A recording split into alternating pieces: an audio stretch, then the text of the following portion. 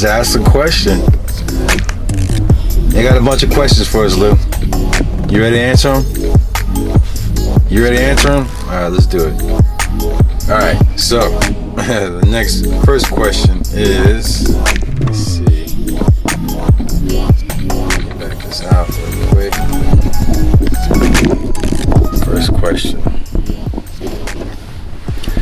First question is, let's see. Man, we got a lot of questions, which is good because that's what we needed. All right, so let's start with Tony and Chelsea Northup. No, he didn't ask a question. That was my guy for the camera. He does his chores for free for the camera. Let's do Hey BS Corpus. It says, thanks, bruh. Hold on, read it to him. It says, thanks, bruh. I'm headed to Williston in a couple months. Can you give the pros and cons about how things are out there? I would say, don't even think about going out there. Don't let them try to say the money might be good, but if you get the numbers, I would check the numbers before you even head out there. I would check the numbers and then get with me, and I'll tell you what the numbers are here, and then you can figure out which obviously you're gonna want to go where the money's at, right? So like I said, just reach back out to me, tell me what your numbers are, and I'll tell you what my numbers are, where I'm running at, and we'll just go from there. To be honest with you, I would rather, if it was me, and I know how North Dakota is, I would pick Texas over it, just because year-round weather, there's no snow, which is a liability, you know, especially if you're an owner-operator, your truck. And then not only on top of that, it's a liability, you know, with all the animals and stuff like that. They got roaming around out there in some sections. Like if you go to Newtown area, Indian reservation, they just wide open. Horses, you got big animals. We got horses wild out there. You got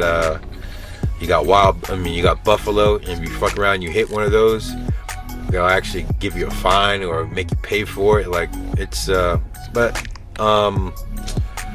got that out here in Texas. You got cows and shit that run around wild, free range. So I would go with Texas, just because the weather conditions, flat land, it's kind of flat over there too. But when you go over the Newtown area, it's got they're a little hilly. But I would definitely pick Texas. Next question. Eric LeBron says, good morning, brother. He says, I was wondering about the start time. How early do you have to start your day to get 2 to 4 loads? Or what would you suggest these loads can get done?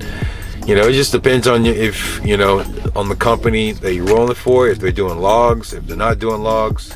If they're not doing logs, that means you can pretty much freely do how you want to operate it. You make your own schedule, you make your own system. You know, you figure out when you're gonna wake up, or and do your runs like that. Just make sure you get a lot of rest and just knock them out. Depending on what you're doing. It doesn't matter if you're doing a pneumatic trailer or sandbox. You just got to make sure you get a groove, a system, a time system, to where you can get these loads in. And it all comes down to adequate sleep, enough sleep to do these runs. And just remember, when you're doing these runs, if you feel like you're getting tired, you're starting to fade out, don't try to push yourself, man. Don't push yourself, because there was an accident last night. Dude fell asleep, and I don't even think he survived. So the loads can wait, the money can wait. Most important, it's all about your life and the next person's life that's on the road with you when when you're going through these motions of in and out of sleep. So you could do as many loads as you can, as long as you got enough rest. So you could do 2 loads, 4 loads, as long as you got enough rest, man. Period. It doesn't matter. And if you got logs, you can still make 2 to 3 loads, maybe 4, depending on how short the load is. I'm doing 140 miles loads right now. So, I'm doing like 2 loads a day.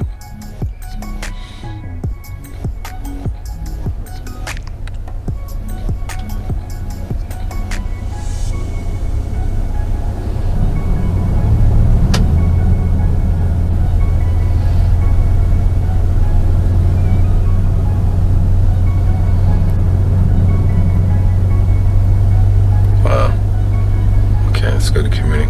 Don't have a lot of questions, which is good because I don't feel like doing a whole lot of videos.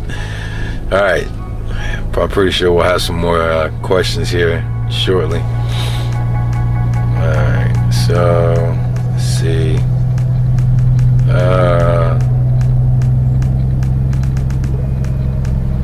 Tim-X1, he asks, how long do you see yourself trucking? And do you plan on retiring in the States? Yeah, I plan on retiring in the States. We got one of the best countries in the world, so I wouldn't want to go anywhere else in the world to retire. When do I plan on retiring? I'll probably retire this year. Hopefully, if everything goes right. We get the cash flow build up, we get the capital build up, and then it's on to the other business, which is stocks for me. I do stocks. So hopefully by the end of this year.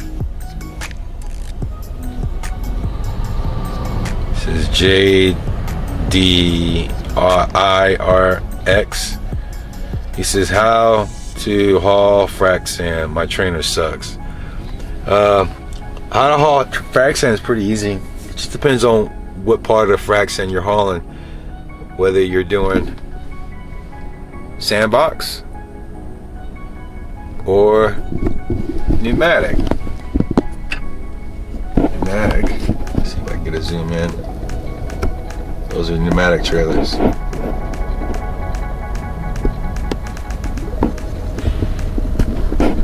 a little zoomer.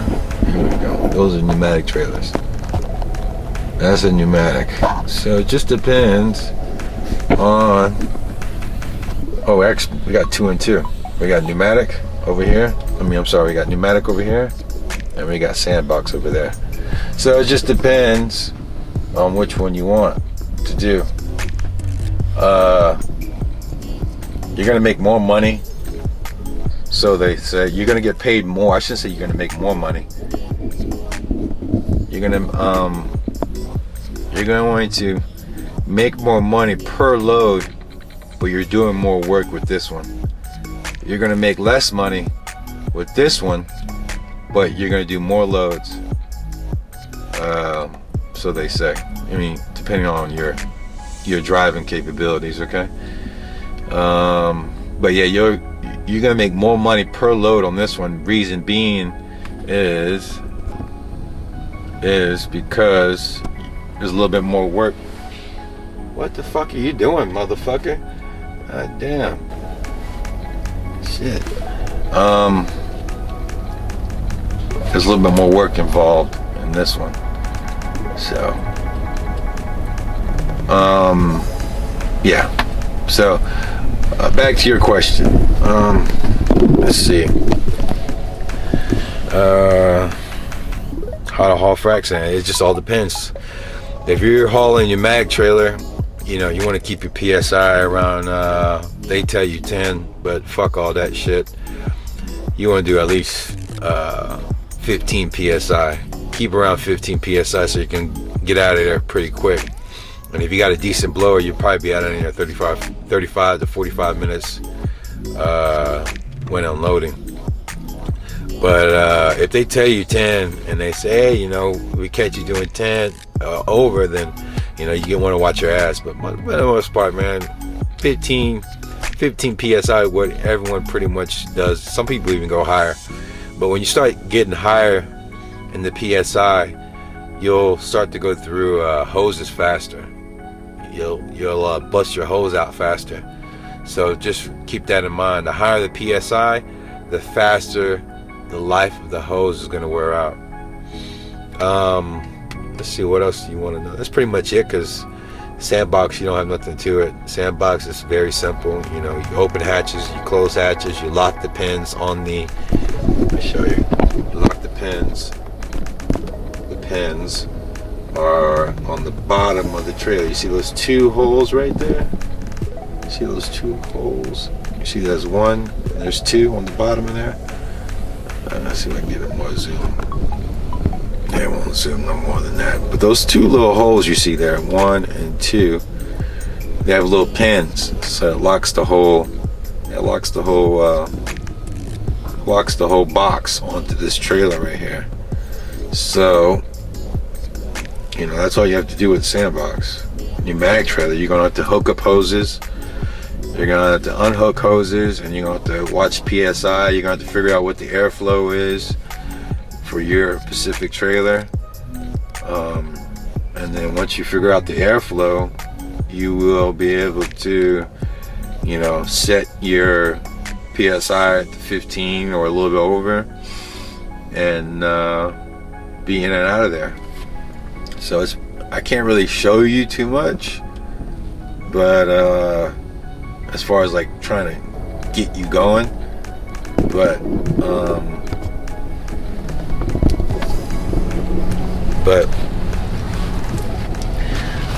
it's you know, if you're doing, like I said, if you're doing new mag trailers, it really all comes down to you building up air pressure, and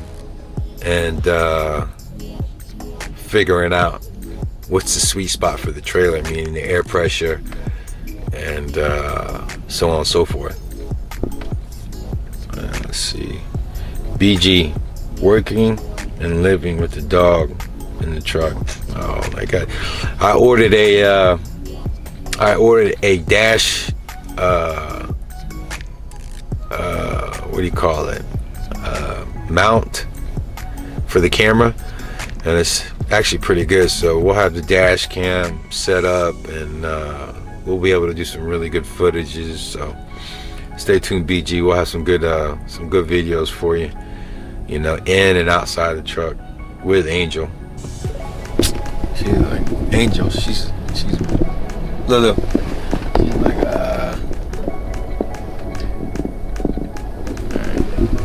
so. All right. Montoya Fowler says the oil fields in West Virginia, pros and cons. I've never been to the oil fields in West Virginia, but the guy that got me started with this whole game of oil field, he was hauling in West Virginia, I think, if I'm not mistaken. But I've talked to people about Virginia and Ohio, and for the money, I even got YouTubers. I even got YouTube subs, you know, messaging me, telling me, you know, what the deal is with these locations. And to be honest, you know, Texas is probably the best bet, just because of the whole landscape, you know, the year-round weather.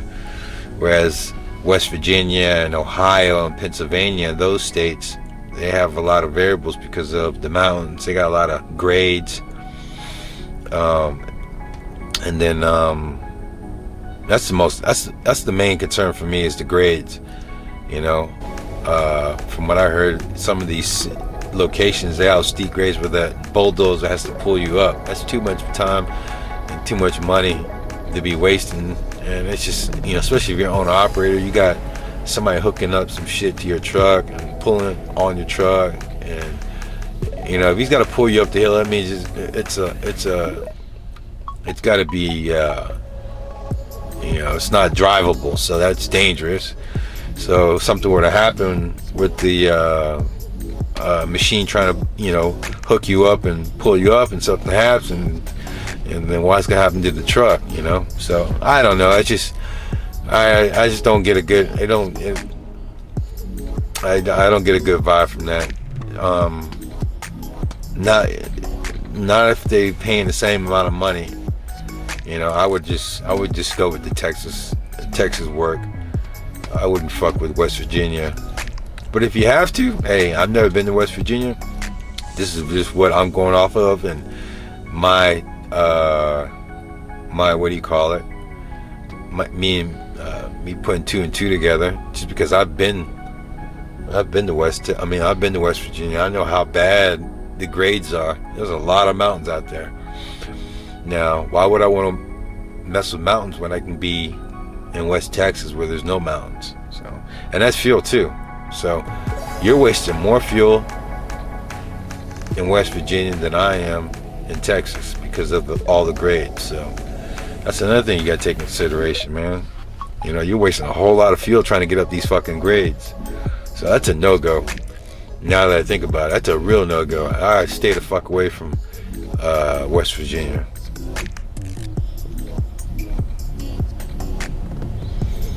KOD, he's like, how you got in the accident in detail when you have time. I must have missed that video. I'm not gonna talk about my accident. Let's just put it this way: it should never fucking happen. Crazy Bubba, he's like Capone. We'll do more videos on Capone. Capone's in the shop right now. I talked to the mechanic yesterday. I guess I had some oil in the crankcase or something like that. Something with some coolant. I don't know. He didn't really get into too much detail. It was real quick. He said once he does more assessing of the breakdown of the motor, he'll know more and more on what needs to be done and what needs to be replaced on the big Cam 3. I'm hoping I'm able to get a new motor in there. I would like to get a C-15 Caterpillar 6NZ. So, you know, if we were to have to do a complete